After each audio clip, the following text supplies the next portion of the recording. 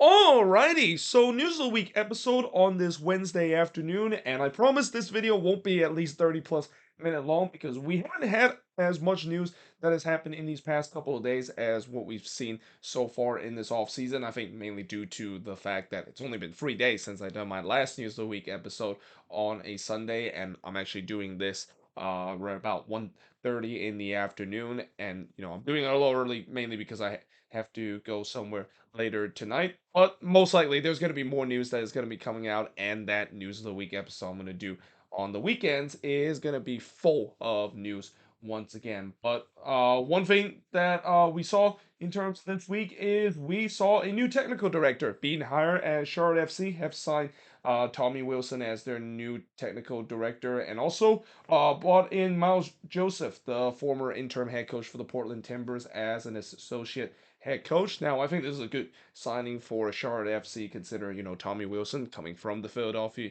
Union front office. And, anytime you decided to get someone from the Union in terms of their front office, things are going to go well. I mean, just ask Cincinnati of how that went out when they decided to get their one of their assistant GM and also one of their assistant and head coach. So yeah, I think this is definitely a good hiring, and we'll see whether or not is that gonna help Charlotte in terms of actually making some sensible signings that they have not really done so far in their expansion. Well, ever since they came into the league, almost said it's their expansion season, even though this is going to be their third season heading into the league.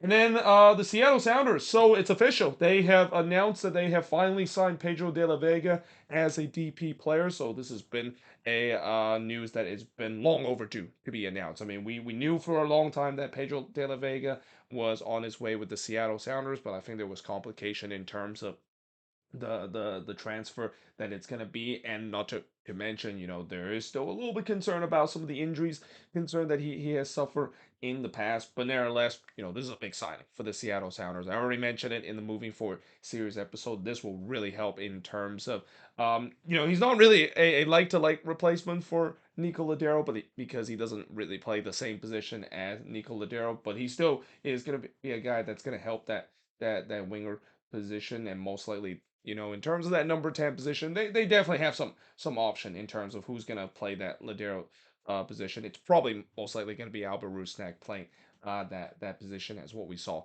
a lot of that last season for the Sounders.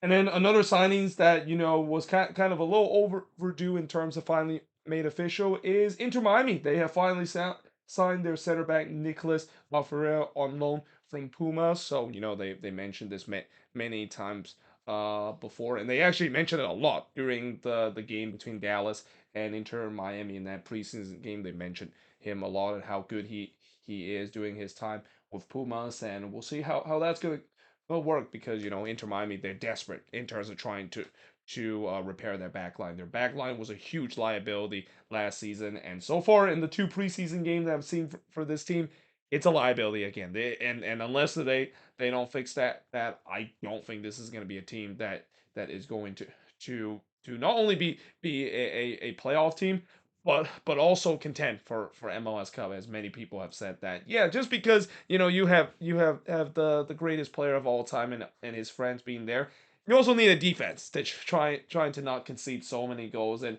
something also tells me that, I know everybody's going to keep an eye on Inter Miami this season, but they might be the most entertaining team if they don't figure out that the backline issue that they've been having pretty much ever since they came into the league.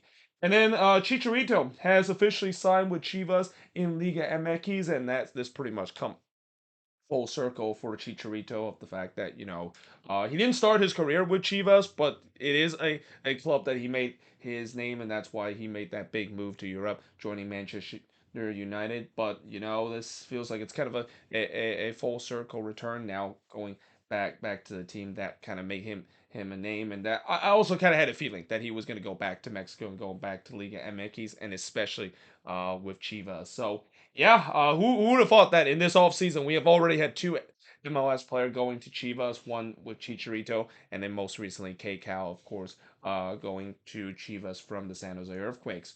And then their crosstown rival, LAFC, have announced that they have terminated the loan of Philippe Christophe. Now, it's unfortunate that, Philippe Christophe didn't really give too much chances with LAFC. I mean, that LAFC team is pretty stacked last season, but now there is a big concern between LAFC fans with the way that they haven't really done anything this offseason to improve the team, and especially there still is the concern of the Denis Bouanga situation.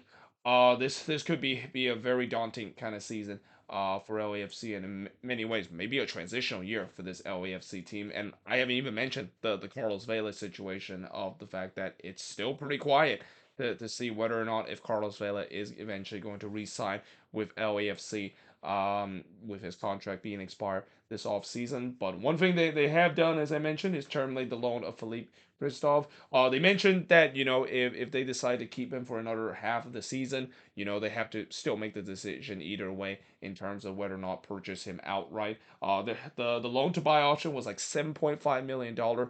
That is a hefty amount to get a guy that didn't really play too much last season. So I think maybe LAFC just feel like, well, you know what? Instead of maybe think about making that decision in June. Let's just make the decision right now and terminate his loan. But it also doesn't help the fact that LAFC is still there's a lot of roster hole on this team, and the fact that they haven't done anything this off season. I mean, John Thornton has been very aggressive when it comes to signing, and that the only thing that they've done so far this season is signing Hugo Lloris, and that what's even more mind-boggling is the fact that they signed to sign Lloris and let go of Maxime Crepeau, who was really good for them last season. Yeah, I don't blame LAFC fans are getting a little nervous of how quiet this offseason has been, especially with the way that you could say that this team that they're currently having is significantly worse than the one that they have in the last couple of years, and it will be if Denis Bouanga decided to go back to France.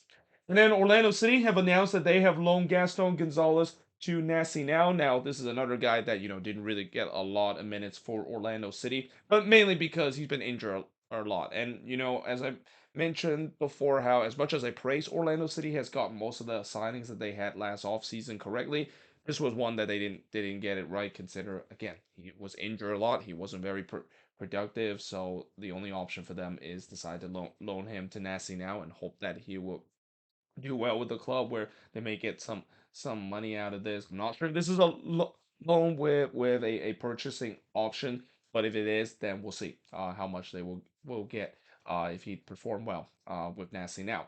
And then St. Louis City have announced that they have loaned Miguel Perez to Birmingham Legion. Now, as much as Miguel Perez had a really good season for St. Louis City, and you could argue borderline kind of a breakout season for him, I do think this is the right move. Consider the fact that if he gets more experience in the USL Championship, I mean I would say that he's going to do very well this season in the USL Championship, and if he can continue to develop there, he can get himself back to the St. Louis City team and can definitely be a regular starter. But because of the fact that St. Louis is pretty stacked in terms of the midfield, I don't think Miguel Perez is going to get as much minutes as what we seen last season, and that I also think that as I said about him kind of have a borderline breakout season. Maybe he's not ready, he just fully ready just yet in terms of being a regular MLS starter. So yeah, well, I think this is a good move for St. Louis, and even a better move in terms of his career if he does well with Birmingham Legion, and that when he does come back, there could be a chance that he could be a starter, or even they decide to sell him off for a bit of profit. And then Minnesota United, they have announced that they have signed midfielder Carlos Harvey from Phoenix Rising. So the Loons continue to stack that midfield. And again, it's understandable because this has been the biggest need that this team need this offseason, besides looking for a head coach. And while the latter part I mentioned, still no news in terms of that. At least they're doing a good job in terms of stacking the midfield and also the defense. I mean, the only question I will say about this team heading into this season, besides the head coaching situation, is that all these signings that they have, it will be to be determined if the most of these players are gonna have a good season, and if some of these players are actually gonna end up like playing for Minnesota United too, and that goes the same for Carlos Harvey. But Carlos Harvey was very good last season for Phoenix Rising and was part of that team that won the USL Championship. So there's no doubt that I think he could get some minutes, and he could be a good utility player for this Loons team in the midfield.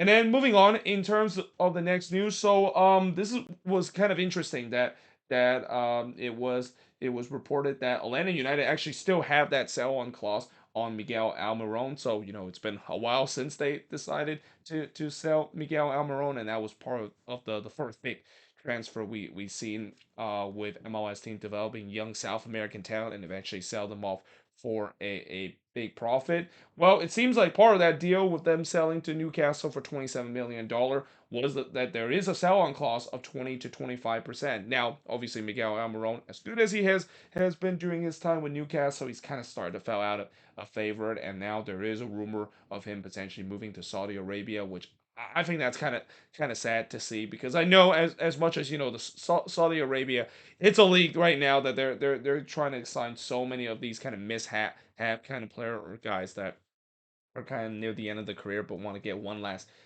paycheck. If this is going to be a big transfer for fee, then Atlanta United is going to get a bit of a sum of that, because again, the sell on clause 20 to 25%, that's pretty high for a sell on clause. So yeah, it's going to be interesting to see if that this of course is going to be the case. I think it is going to be. I mean again, it's unfortunate that Miguel Almiron kind of fell out of favor with Newcastle, and that it's also kind of even more unfortunate that he's going to be going to Saudi Arabia, because I'm pretty sure that Atlanta would really want to bring back Miguel Almiron back to the team, especially if they decided to move on to Thiago Almada. Well, it's not especially they decided they're eventually going to move on from Thiago Almada, and that they might even be lining up to try to sell Thiago Almada but bring back Miguel Almiron. If that's the case, that would be the dream scenario for Atlanta United fans. And then there's a rumor suggesting that Harvey Neville is currently on trial with Portland Timbers. I mean, that's not a big surprise, because the guy that is currently the head coach of the Portland Timbers is Phil Neville, and it feels like it's just one of those ones where wherever the father goes, the son follows, and it feels like this is kind of the case for Harvey Neville. So we'll see whether or not if he does get a chance with the Portland Timbers. And then moving on in the next news, we got Toronto FC naming Jonathan Osorio as the new team captain. I mean, if it wasn't for Michael Bradley, kind of occupied that captain role for so long for TFC, Jonathan Osorio would be the captain of this team for a long time. I mean, he is gonna consider to be a legend for this TFC team. I mean, it's pretty set in stone that he's gonna be one of those rare players that is kind of a one man team, or one team kind of man, where he stick with one club. And don't be surprised if one Jonathan Osorio does retire. They're gonna do something special. TFC with him, and especially maybe even build a statue of Jonathan Osorio. I mean, he is Mr. TFC in many ways of being in the club. Not only the longest out of any player with TFC, but has been gone through the good time, the bad time, and especially right now with the rebuilding time that this Toronto FC team is going to have heading into this upcoming season. And then finally, the last news that we want to talk about, and unfortunately we kind of had to end on a bit of a negative note, and that of course is that the professional referee organization, also known as Pro, they're going to set to go on strike if the labor dispute does not resolve by the end of January. So I mentioned before how there is a huge concern heading into this season, where we could have replacement referees heading into this new season. And I've already mentioned before, as bad as Pro has been, and as much as I criticize in terms of how Pro has done in terms of their referees, and how games are refereed in MLS, it's about to get a lot worse when the replacement ref is going to be. And I even make the comparison of what we saw in the NFL about a decade ago, when they have those replacement refs. And I feel like with how bad that went, and eventually it had a landmark moment where the real referee decided to finally stepped in. I feel like that's going to be the same case in MLS. It's good. I would not be surprised we're going to have a very Seattle Seahawks versus Green Bay Packers moment, where it was a wrong call at the end of the game that changed the turn out of the game. And you already know what my opinion is to that. I mean, I just don't want to see that happen, especially I know it could be in a random regular season game.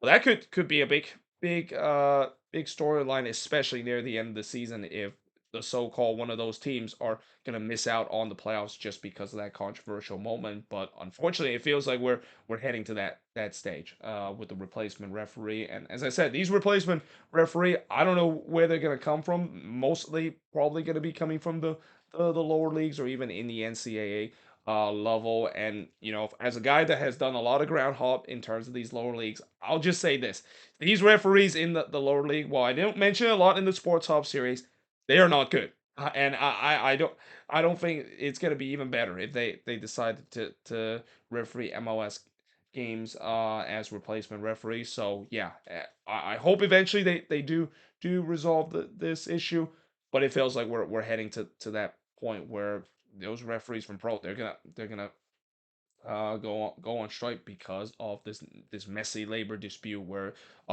pro and all their referees are very frustrated with the pay that they get. And I can fully understand, because when you look at their situation, as much as bad as they have been, there are some part of the CBA that these referees and the union have seen where it's completely unfair, and that the pays is just nowhere near that they should be deserved working this MLS or working these MLS games.